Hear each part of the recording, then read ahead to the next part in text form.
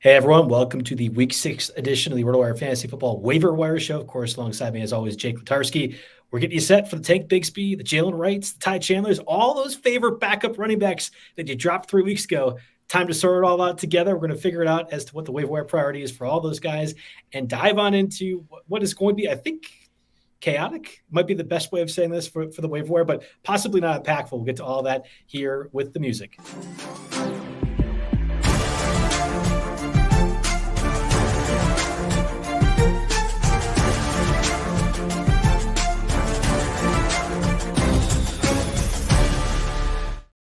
And welcome to the Tuesday, October 8th edition of the RotoWire Fantasy Football Podcast, brought to you by Underdog Fantasy Sports. I'm Joe Bartel. You can follow me at JB Fantasy Sports on Twitter. Alongside me again, always Jake Letarski at RotoJake on Twitter. Bye weeks, once more, a plethora, a slew of backup running backs.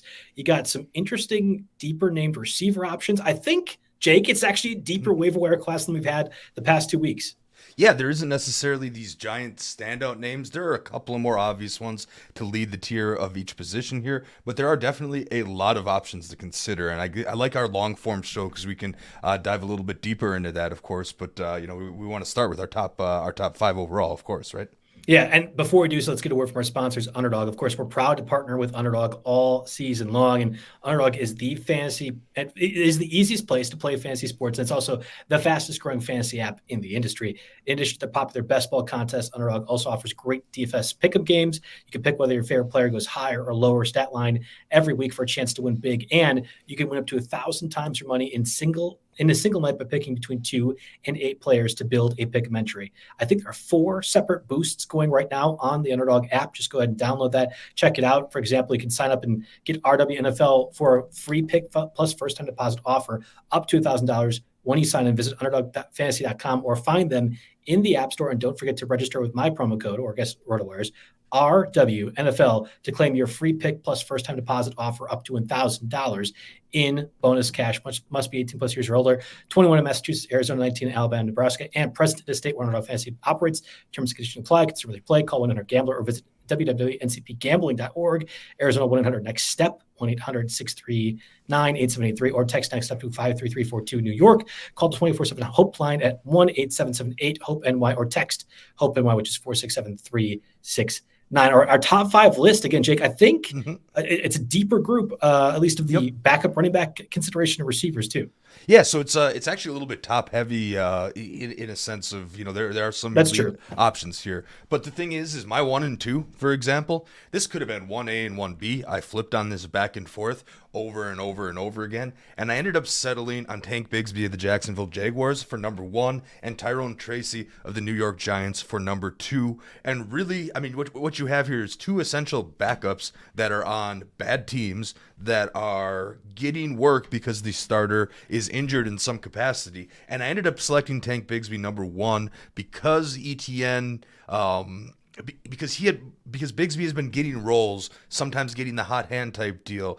He's been getting carries, and ETN's not technically missing games. Now, granted, he was pretty much sidelined the entire second half after allegedly aggravating his shoulder injury. But Whereas Tyrone Tracy here, on the other hand, Devin Singletary was out for the entire game, and it was actually Eric Gray that kind of started that game, and then Gray fumbled, and Tracy went on the rest of the game. Now, Tracy played well enough to warrant a role moving forward, but I just think that Bigsby has a role no matter what's going on with their RB1, and Tracy might be a little more dependent on that. I did like how Tracy looks. I happily am rostering him in one of our dynasty leagues. But Bigsby and Tracy are number 1 and 2 because they can help you right away. Another player that can help you right away is number 3, Jalen Tolbert of the Dallas Cowboys. Remember, Brandon Cooks is now on IR after knee surgery, and Dallas needs a wide receiver too, right? Teams are going to blanket CeeDee Lamb. That's going to give opportunities to a guy like Tolbert, who, the big narrative there is he was the guy getting all the reps in practice while Lamb was holding out this offseason.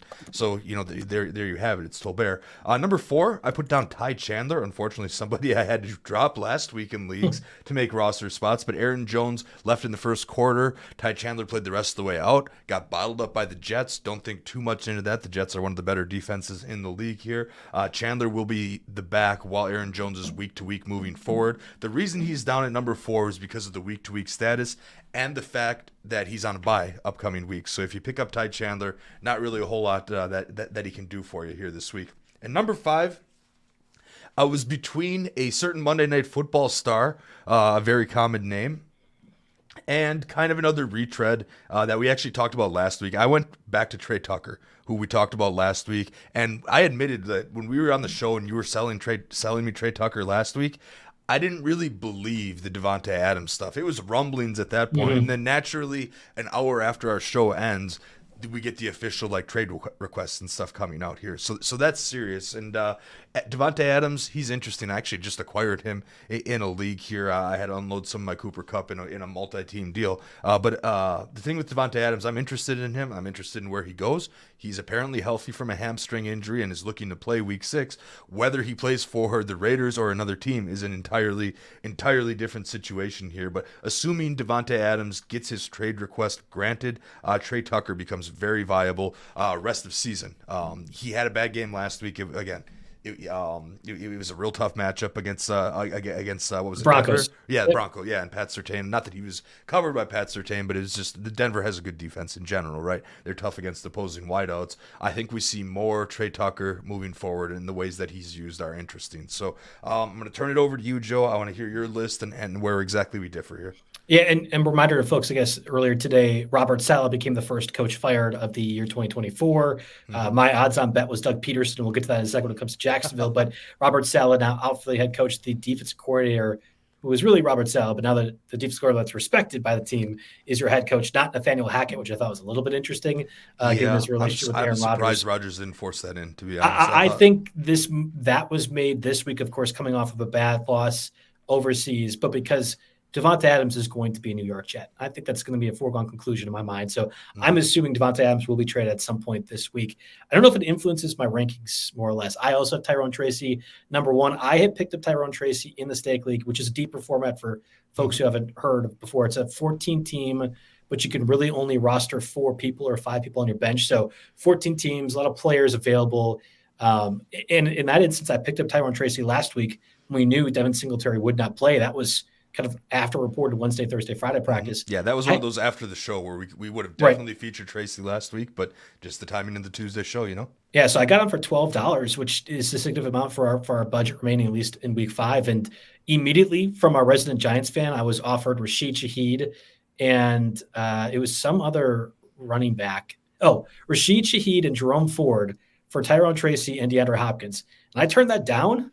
Maybe I might have taken that. Yeah, maybe I shouldn't have done that. Obviously, Shaheed looks good after another good game, but he's hit and miss. But I really needed a running back. I had Tony Pollard on bye. Tyrone Tracy had to start for me. I don't think Jerome Ford is a guy I want to have rest of the season, so I turned it down. I would be very interested to go back to the trade well and see if Tyrone Tracy's value went up, because, like you mentioned, he looked really good, and it's entirely possible that Devin Singletary, who's only on a 1-year deal for $6 million, could get pushed aside for Tracy, who was a converted receiver into a running back, so that he didn't even get involved in the pass catching. I thought was really interesting for that offense. We saw Wan'Dale Robinson, Darius Slayton get 55 targets with Malik Neighbors out.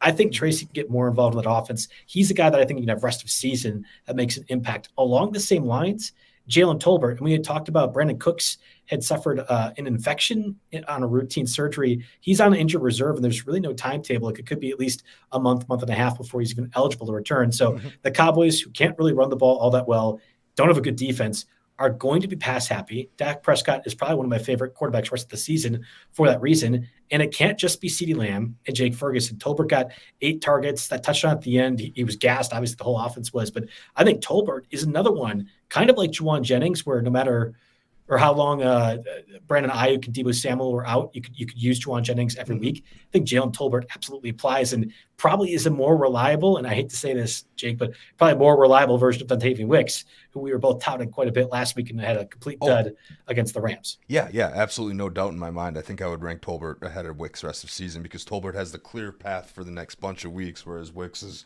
clearly going to have his ups and downs, and not a lot of ups lately. It gets a little bit trickier on my number 3 waiver wire pickup this week, at least in relation to Dontavian Wicks. But we saw on Monday, Juju Smith-Schuster, vintage Steelers, Juju Smith-Schuster, really, I guess, vintage at some weeks, Chiefs version, but turns back the clock, gets another double-digit amount of targets, or at least close to it. I thought he looked reliable. And especially within the offense, you have Xavier Worthy as a deep threat. You have Travis Kelce doing the other stuff.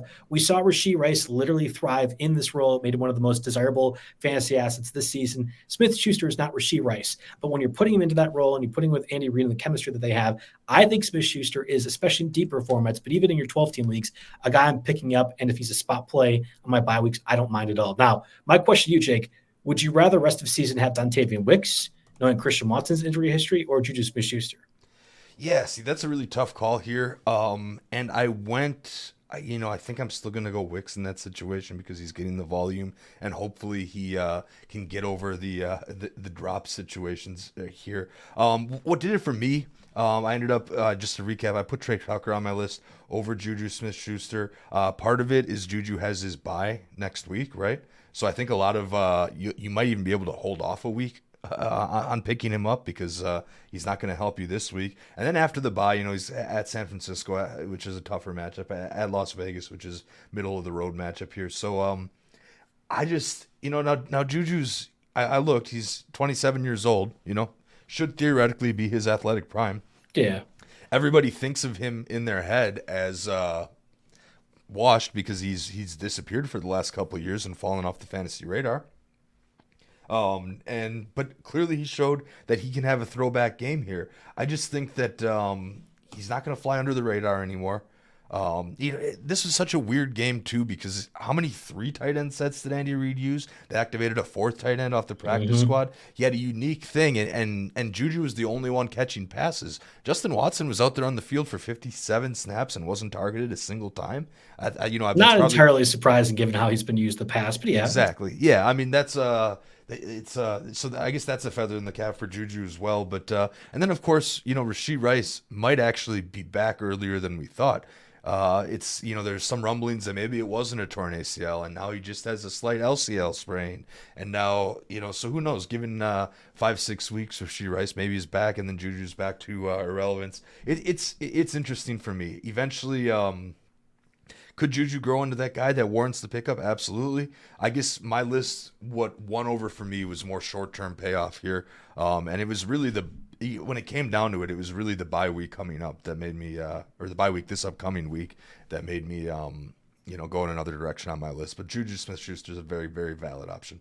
I think he is, again, in deeper leagues, something that you have to consider. I just answered a question in the chat. They had listed off 5 guys that you're all drafting in the 7th or 8th round, and then Juju Smith-Schuster. In that instance, I'm dropping Juju Smith-Schuster despite his good game. There are probably deals to be made, though, with a number of bye weeks this week, certainly past weeks, and guys that were cut, too. So rounding up my top 5 list, again, Tyrone Tracy was number 1 for me. Jalen Tolbert was number 2.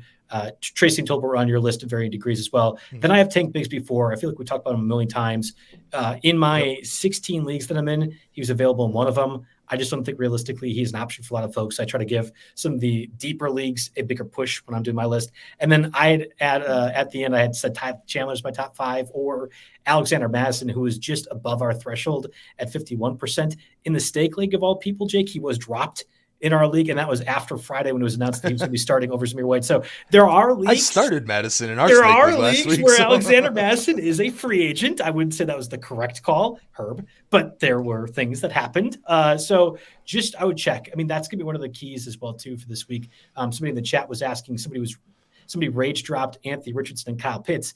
That's going to happen. Maybe not that quality of people in the free agent wire, but you should go over your transaction list over the past 2 weeks and certainly with the bye weeks that were last week and figure out what Dallas Scott, another one I'm answering in the chat right now. Another perfect example. I actually think Anthony Richardson belongs on the waiver wire. Ooh. I do not think he is good. Okay. But Kyle Pitts, I would pick back up, especially after the volume you got. It's all like what's happening with your league, what quarterbacks are available, what sort of format. If it's an 8-team league, you're dropping. Maybe if you drafted Pitts and then drafted like Bowers later on, you could survive without Pitts. But like if you're just cutting Pitts because you're mad and you're turning into trying to pick the Cade Otton, Tyler Conklin, Jawan Johnson every week, you didn't make your team any better by making a passionate move there. So yeah, I mean, like I agree with your point here.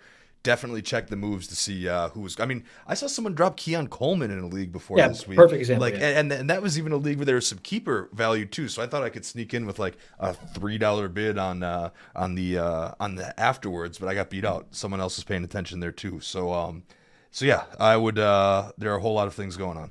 We're 15 minutes of the show. The chat's incredibly active. I'm going to try to get your questions as we're going through. But just a reminder, folks, that we have a lot of other shows throughout the week, Wednesday and Thursday live podcasts. But more importantly, Jim Coventry on Sundays does an excellent job for about feels like 15 hours. I think it's only 2 hours, but getting you set for all your waiver wire and also your start sit questions on Sunday. So I would direct your attention to some of those start sit questions, especially if we're unable to get to them to Sunday, because my guy Jim Coventry has us all set for that. So I want to dive into our quarterback list again, our top 5 rankings. We'll kind of reassert them later on in the show. But for everyone who may have missed it, we have Tyrone, Tracy to the top, Jalen Tolbert, the top, Tank Bigsby, our cover boy, obviously close to that point to Ty Chandler, Trey Tucker, Juju Smith-Schuster, Alexander Madison, kind of round out your top 8. Again, a deeper group, but a few names that we've mentioned over before. So if we're getting to that 2 QB option, or at least if you're streaming quarterbacks this week, and again, bye weeks, I want to make sure I have those: Chiefs, Rams, Dolphins,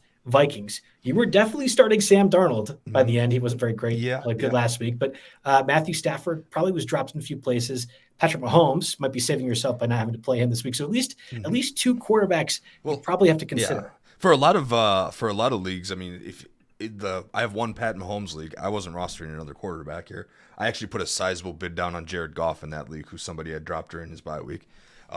So to back up Mahomes, because who knows, there could be a lot of weeks where I'm starting Goff over Mahomes anyway, the way that things are going there for sure. But we have to start. I'm going to cheat and go above our threshold. I think the top streamer, if he's out there, is Kirk Cousins at 51%. Not only did he just throw for 500 yards, he's on a long week, nice and rested, and he's at Carolina. So I actually think Cousins would be below our 50% threshold if everyone didn't see him in the national game on Thursday night, and all those first come first served leagues started snatching him up. Because if he'd have just blended in with an 8-game noon slate on Sunday, he'd be well below our threshold right now. So I'm going to count him here.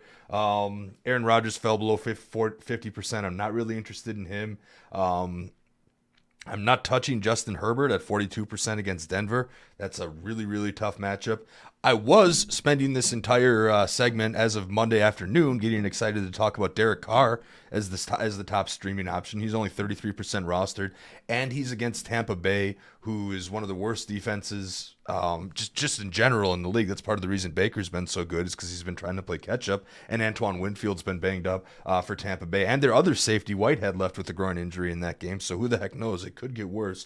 But, a sneak preview for our 2 quarterback section. Derek Carr did leave the game Monday Night Football. If you missed it, he has an oblique injury. He's getting an MRI today. And Jake Haener entered the game in relief. Actually didn't look terrible, but, he was down.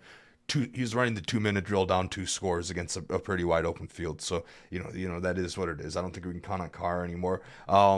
Again, not really interested in Deshaun Watson at Philadelphia, 24%. Andy Dalton, 14% versus the Falcons. Bo Nix, 10% versus the Chargers. I'm not sure what happened last week can continue. I'm actually slightly interested in Daniel Jones, 9% versus Cincinnati. Cincinnati has been porous on defense this year, and they're bad. They're one of the worst defenses in the league. Yeah, exactly. And Daniel Jones is going to get Malik Neighbors back too, so there's a couple of contested catches there. If he ends up with negative points in the first quarter because he turned the ball over a few times, he'll battle back and end up finding a way to get you 20 fantasy points, especially in this home matchup against Cincinnati. So Kirk Cousins for me is the first choice as a streamer. I was going to be Carr. We don't know anymore. If he's okay to throw with the oblique thing, then maybe he would throw up there. And I'm actually going to go out on a limb and suggest Daniel Jones. I actually have Daniel Jones as my QB3 in 2 Superflex leagues, and I'm starting Daniel Jones over Herbert, for example. I think it's fair. In one of our leagues, I think I have to, just based on the matchup here. Of course, that kind of decision usually comes back to burn me, but that's just some context as to where I'm going with these streamers. Anything else to add on those? So did we have our Drake Maye conversation yet? Because I think it's worthwhile at this point. Gotcha. See, I started the 2 quarterback league discussion with the Drake Maye bullet point. That's fine. I want to make sure. Exactly. It might be time for Jacoby Brissett to hand over the reins here. I know head coach Gerard Mayo was non-committal on who's going to start a quarterback this week.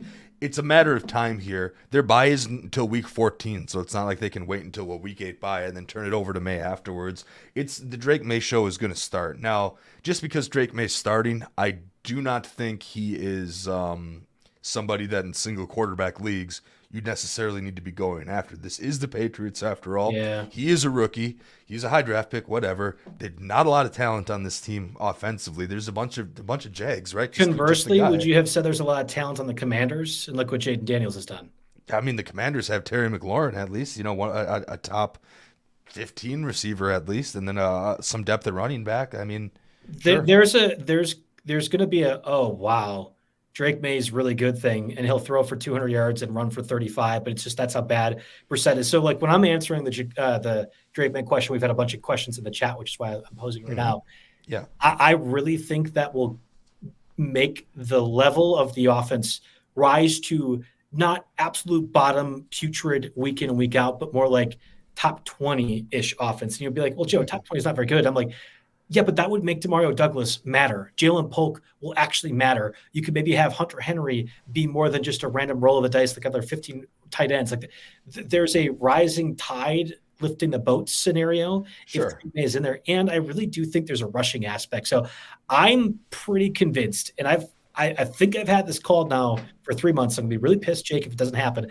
I think he plays not this week, but next week when they're in London against the Jacksonville Jaguars. I think that is Drake Maye's first start and will be the rest of the time he starts. I'm sorry, he'll start for the rest of the season. They're going to have an out because it's a weird European thing. We had a game plan, whatever else. Like if he plays poorly, they could just chalk it up to that. And then you have the Niners defense, which will be week 2. That'll be tough.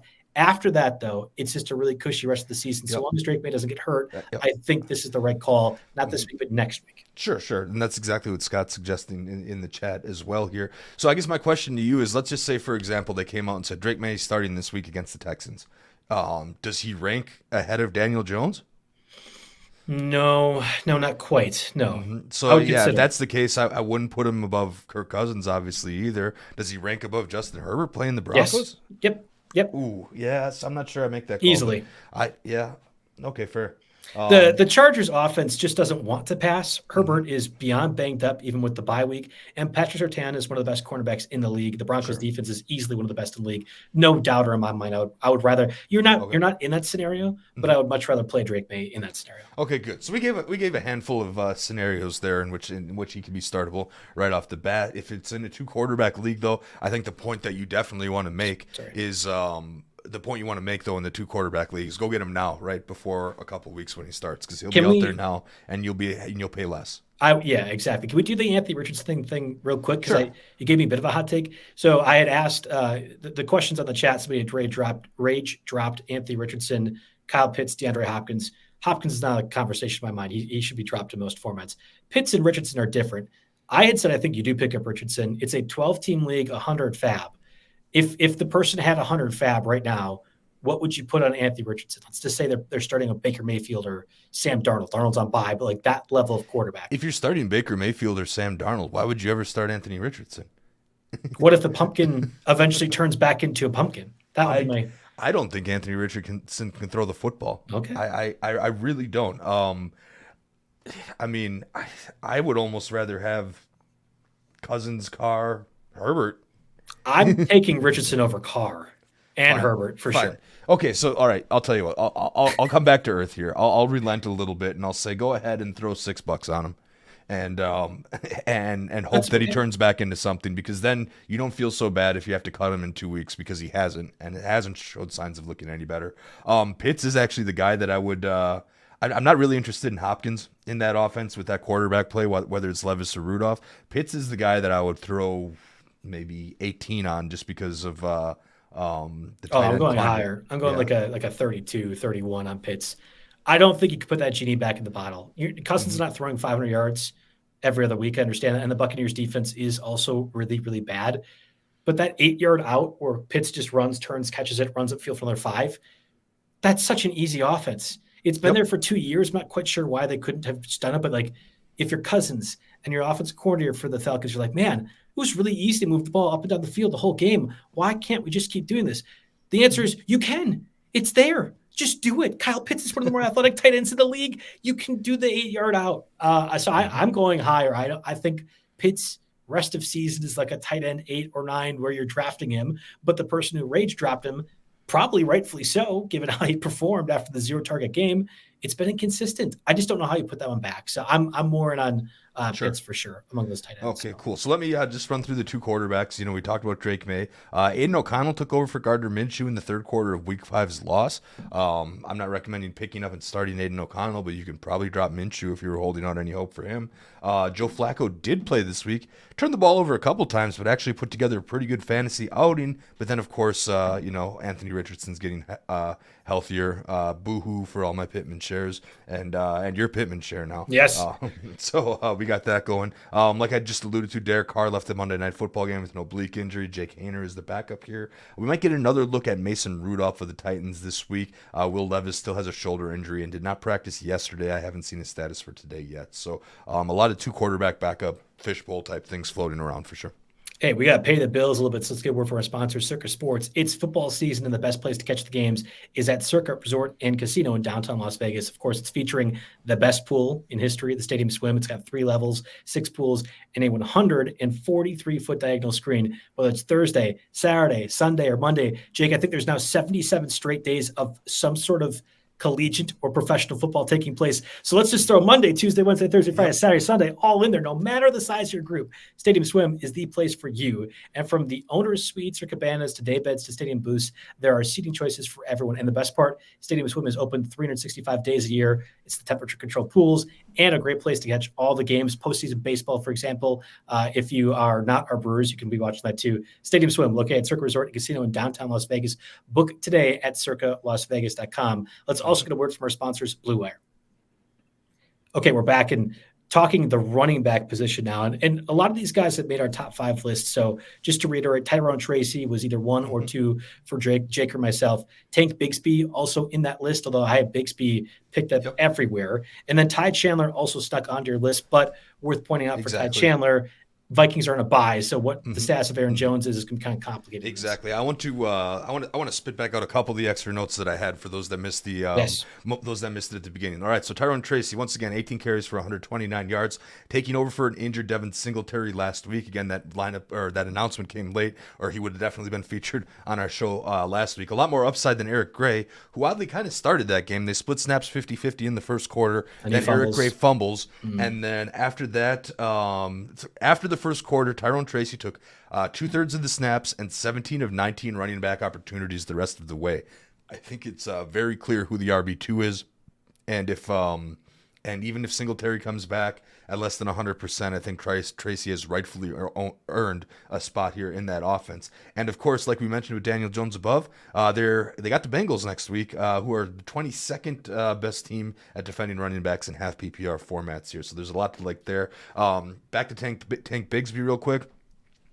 He's always had a role, but this is the first time all year he's played more snaps than Travis Etienne, and Etienne only played 17% of second half snaps. They're saying that he aggravated the shoulder injury, which makes sense because that was kind of weird last week how he was sat down for the first quarter drive essentially, and then came back. Who knows what the heck's going on with Doug Peterson in Jacksonville and Travis Etienne. Pretty good upcoming schedule here. They're at Chicago in week 6, who are number 24, followed by the Patriots and the Packers, who are all middle of the pack or below against running backs. So even if Etienne's back and playing 50% of the snaps, a Bigsby that plays the other 50% is a viable ad.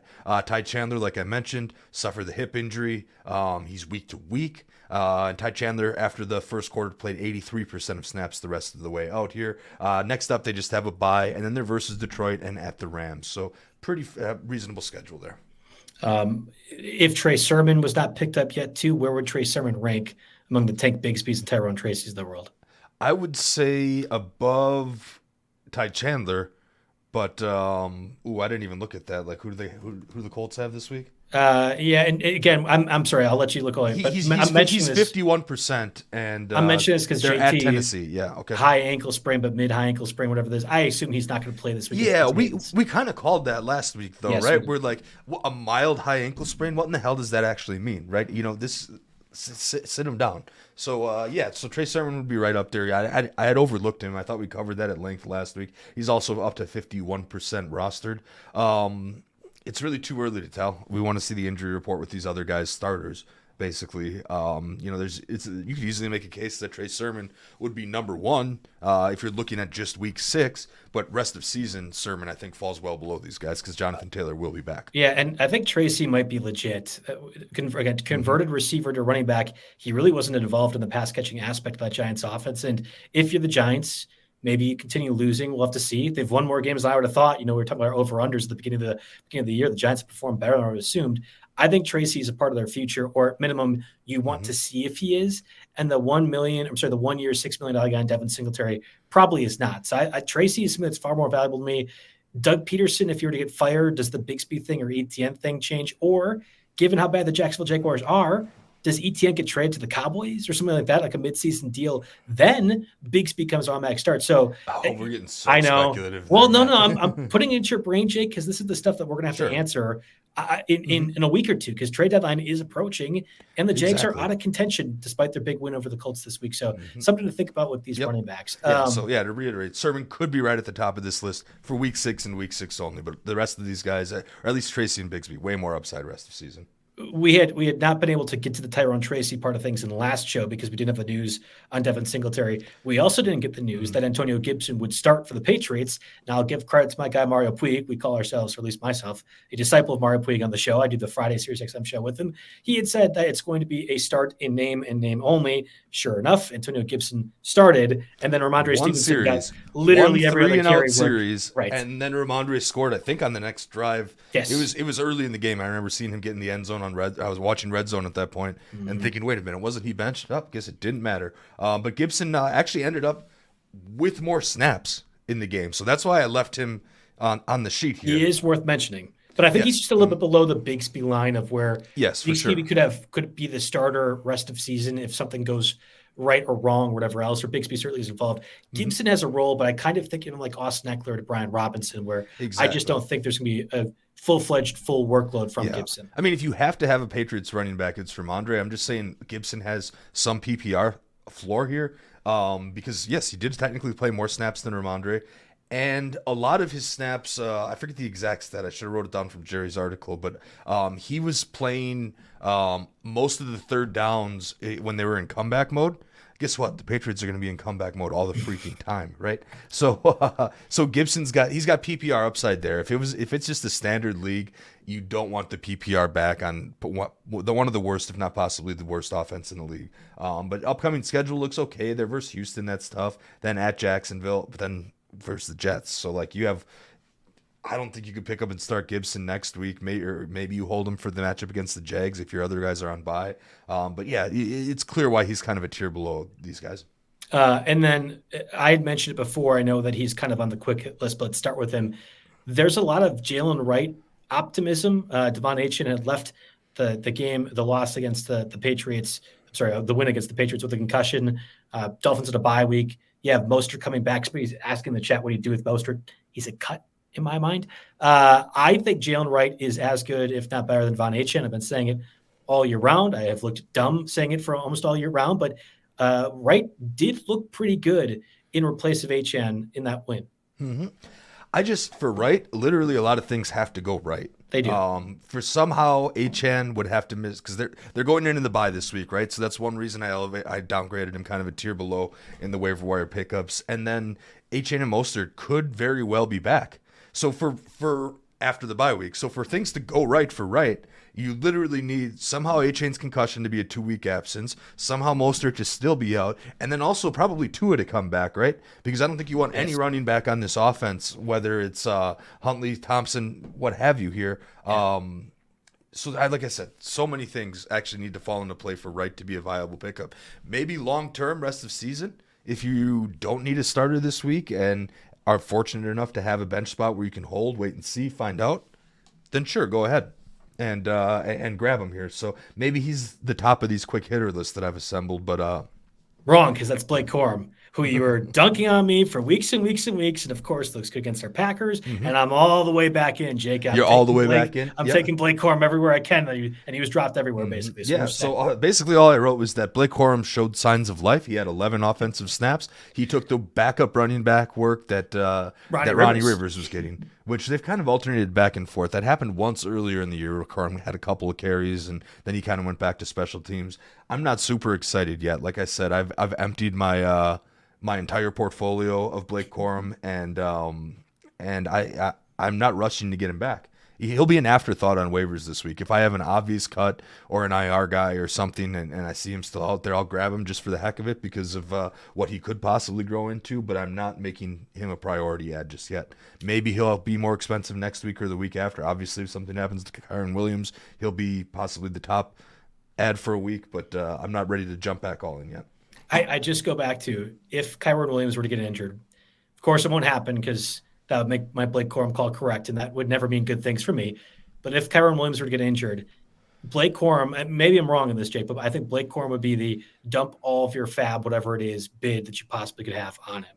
And if there's a player that valuable, I'm not dropping him, even if he's not getting a workload usage. That's just where I'm at. So Jalen Wright and Blake Corum are probably the same value. Ray Davis is a step below. And then there's Trey Benson, that's my big drop of losing time to Amari DiMarcado, the third running back now for the Cardinals, given the draft pick investment. That I don't like. He was dropped by me in the 14-teamer this week. That was my last. Yeah. So that I have officially given up a Trey Benson. I will not do so for Blake Corum. Anybody else? Speaking of that 14-teamer, I've been starting Tyler Algier all season long.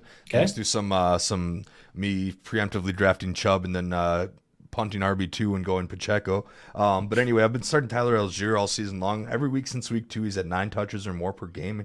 And he's stealing legitimate time from Bijan Robinson still. It's not just a change of pace. He's used in high leverage situations at the end of games. Granted, he benefited from a high scoring points game and still didn't have a crazy fantasy day, but he's going to vulture touchdowns. He has a role. There are deeper leagues where there's value. In a similar light, I also highlighted Amir Abdullah. He's the backup to Alexander Madison, while Zamir White misses time with a groin injury. So Amir Abdullah has some slight value, I guess, as a change of pace back until Zamir White returns. And we didn't talk about Madison a whole lot because he was at 51% rostered as of checking earlier this morning. But even before Zamir White was injured, it sounded like the coaching staff and Antonio Pierce was going to give the starting back job to Alexander Madison. Now, we don't know if that was just a sham, like the Antonio Gibson or Ramondre Stevenson thing was for the Patriots. But Alexander Madison having, 3 or 4 touchdown scoring streak thus far. He's looked pretty good. He could be a pass catcher. Now, Dylan Labe, the draft pick they had, the day 3 guy, there's something kind of like Tyrone Tracy-esque about what he could do too. But I think Alexander Madison's actually an interesting name. Again, he was just over our threshold. Madison's actually scored the first 3 weeks of the year. And then he hasn't scored the last 2. It was a receiving touchdown week 1 and then back-to-back weeks with rushing touchdowns. But like over the first 4 weeks, he had 5 or less carries in each of those weeks. So even though he was kind of splitting time, he was basically splitting time with Zamir White. Then, of course, this week, he has a really tough matchup against the Denver defense, carries the ball 15 times, only ends up with 38 yards out of it, caught 2 of his 3 targets for 23 yards. I think it gets better for him. It's another tough matchup against the Steelers this week, so I'm not going to lie there. But yeah, I would Madison is still – I still don't think I put him ahead Tracy and Bigsby, but if he's out there – yeah, that's tough. If he's out there, he's still a priority ad. He might be ahead of Trey Sermon. Yeah. If he were below 50%, he would have probably made my top 5 this week. I'll say that. Okay. Let's go over to the receivers. We got probably maybe 15 minutes or so, Jake. So we'll try to get through the guys that we have fast. First word for our sponsors, Vivid Seats.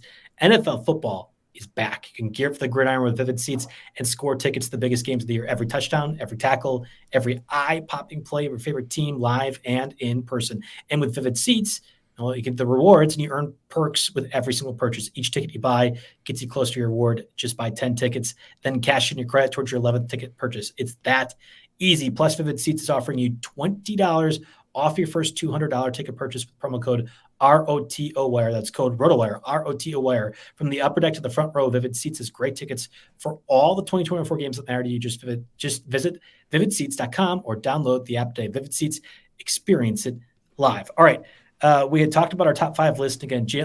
Is it Jalen Tolbert or Tolbert? Are we doing the Rudy Gobert thing? Is that what's happening right now? I think it's Tolbert, or I think it's you just called him Tolbert. Now you have me all over my head. It's did I do that? Yeah, you were doing that. I have the Colbert Report in my head, right from way back when. I think it's Jalen Tolbert, but now I'm very nervous. I'm pretty sure it's Tolbert too. Okay. But I just I don't know. Maybe I'm subconsciously making a bad joke. I think that's what it is. But anyway, the one stat I didn't mention when we were talking about him, he actually had more snaps, targets, and air yards than CeeDee Lamb this week, and got the game-winning touchdown in the final minutes. So if that's not enough to convince you that Jalen Tolbert is the top receiver ad this week, then I don't know what else I can do for you. Hey, can we? We're going to get you some breaking news here. Scott, who is a resident Patriots fan, has said it's official, and I guess I would assume this is on Twitter somewhere, that Drake Maye will be starting this week at quarterback for the Patriots, or at least they're prepping him to start. Again, I assumed it would be the following week in Jacksonville, in London. You have a built-in excuse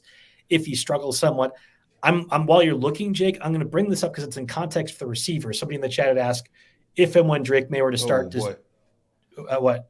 So I didn't see the May news yet, but Rashee Rice just got season-ending surgery. Well, yeah, that's whatever. That's fine. So we were talking about that. That's relevant to our Juju Smith-Schuster discussion. I think most people assumed that was going to happen, but I did get the push notification on that. Let's stay on track for this though. Assuming we get confirmation while you're looking that Drake Maye. Yeah, 6 minutes ago, a Rappaport. Futures now in New England. Patriots are planning to start Drake Maye against the Texans. Bingo. Okay. What does that do for the receiving core of the Patriots? I had a Jalen Polk question in here. I have picked up, or at least been trying to get Demario Douglas in a few spots. That's my answer to this question. But there's a number of different ways. We talked about Hunter Henry as well, too. Is there one receiver that you'd feel more confident gets a bump with Drake Maye as your starting quarterback?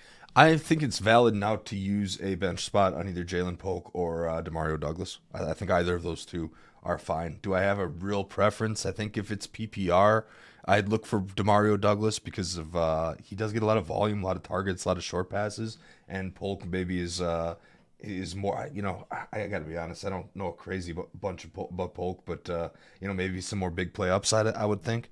So yeah, both of those guys are worth a bench spot, but where I draw the cut line becomes a very, very difficult thing because there's a lot of unknown here. So I'll give you this. Let's just say Malik Neighbors comes back for the Giants. I would consider Demario Douglas in that same vein or value-wise as Wan'Dale Robinson, who we've talked about on the show plenty. Wan'Dale Robinson probably isn't quite over 50%, but in that same spot.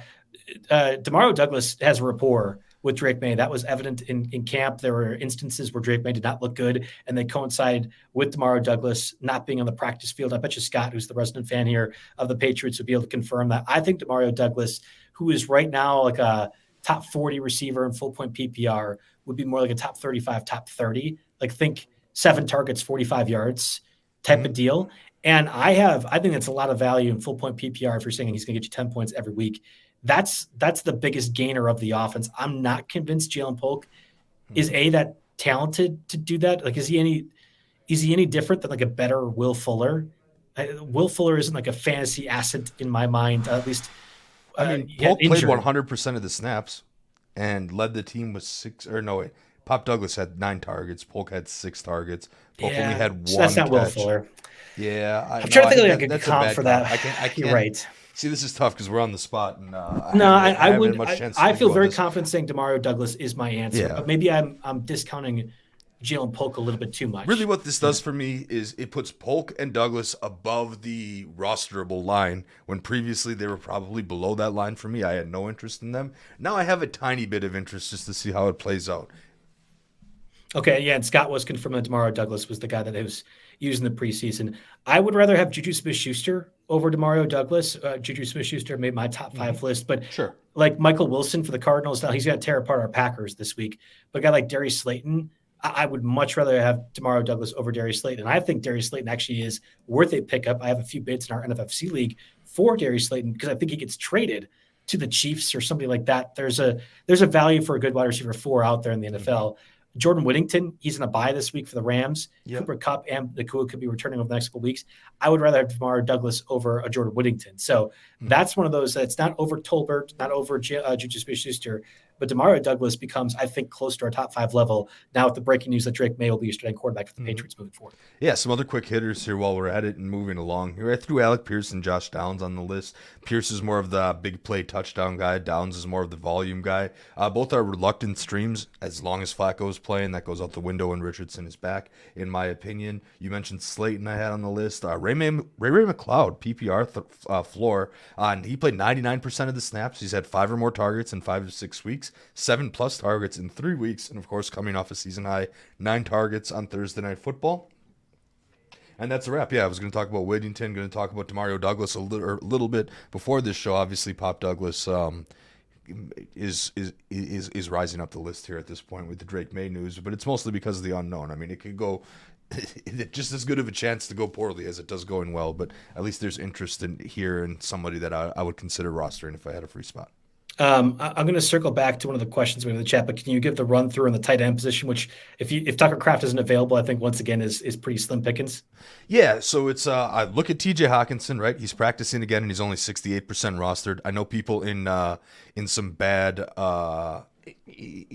roster injury crunches had to drop him, so Hawkinson would be your number one look. Tucker Kraft is above our threshold at 62%, but he could arguably be the number one pickup on the list this entire week. He just looks so good out there in the open field, and with the Packers receiver situation the way it is and the injuries the way that they are, Kraft is interesting. If you don't have any of those guys, you're going back to the K-Dot and Tyler Conklin deal and hoping to get 6-7 points in half PPR, 10-11 points in PPR, and that'll be good. You'll be happy with that. And then you also mentioned Theo Johnson of the Giants, who has been getting more work, and they have a pretty good matchup against the Bengals this week here. I'm looking at a quick look up. I would rather have Theo Johnson than Noah Fant. That's kind of where I'm going with the tight end spot. And the Seahawks have been fine. They've been passing Noah Fant plenty, but there's upside given the draft pick pedigree for Theo Johnson, where maybe that isn't the case for Noah Fant for the Seahawks. That's really all this is. He caught all 5 of his targets for 48 yards. He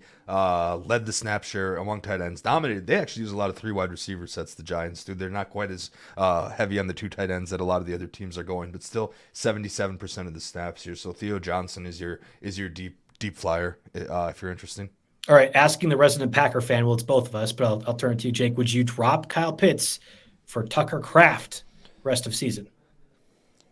Yes. This is very short. Yes. I think I'm doing it too. That's where I was like, I wasn't sure if it was just me as a Packer fan. Kraft is not going to have 2 touchdowns every week. Like I understand that. He's probably not getting more than 5 targets in a week. Exactly. But when he's doing after the catch, he's earning opportunities. Exactly. And they design screens for him to get him the ball in open field, and he runs that out route that Pitts does a little bit too. And and occasionally Jordan Love is great at finding holes in the zone, and Tucker Kraft can find his way there eventually. The way he looks in open field, it's interesting.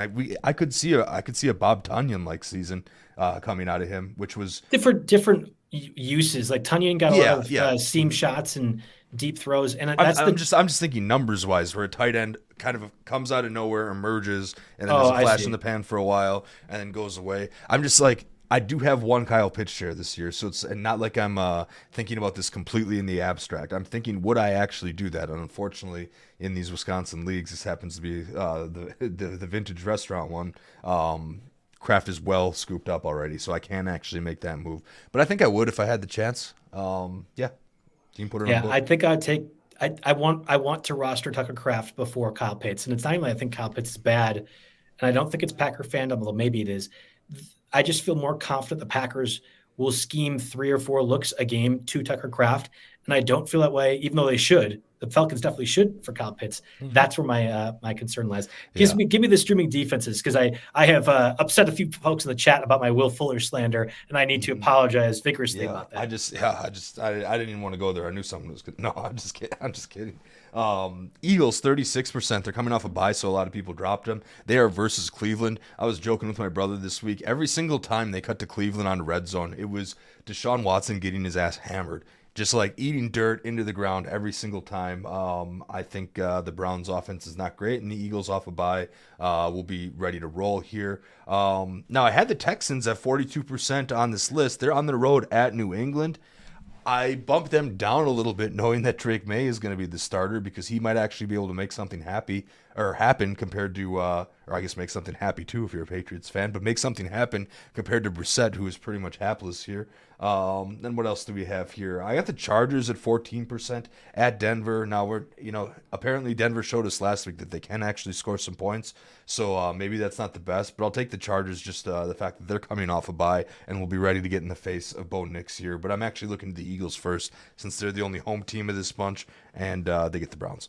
And widely available because their bye week just happened last week. I'm picking up everywhere. I've been rostering the Seahawks and or Raiders defense. It's Eagles. The Eagles definitely weren't good enough to hold on to during Correct. their bye, right? Yep. They were finding a stream, but if nobody picked them up when you dropped them, yeah, go ahead and pick them back up now. Yeah. And then just a reminder for folks, because we'll be doing this, we've talked about plenty. Our top 5 list both include Tank Bigsby in some way. Tyrone Tracy at least was top of my list. I think in deeper formats, he's probably more widely available. 1A and 1B, those two. Those two are, take our analysis and make your own call which one you want the rest of the I think I'd go Tracy 1 and then Jalen Tolbert 2.